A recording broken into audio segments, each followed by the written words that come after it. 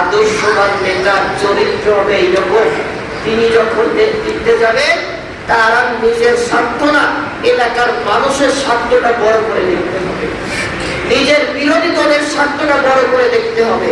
সম্মানিত উপস্থিতি, এই আদর্শের মাইল ফলক দ্বারা এই বাংলাদেশের মানুষের দেখতে আর বাকি নাই।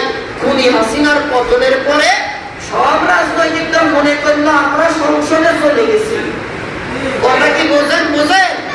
আর আমরা একদম বৃদ্ধ যুবককে দেখলাম কন্যার প্রাণ কাঁধে করে নিয়ে সেটি কুমিল্লাতে ধরে শহীদদের পরিবারের পাশে দাঁড়ায়।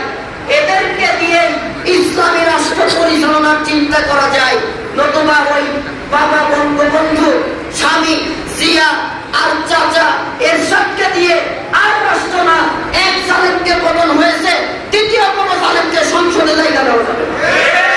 আগামীর বাংলাদেশ ইসলামের বাংলাদেশ, আগামীর বাংলাদেশ কোরআনের বাংলাদেশ। নামাজি মানুষ যদি নামাজি ব্যক্তিকে সংসদে বসাতে না পারেন তাহলে এই নামাজ দিয়ে জান্নাতে যাওয়া যাবে না। নামাজি মানুষদেরকে জান্নাতে দেব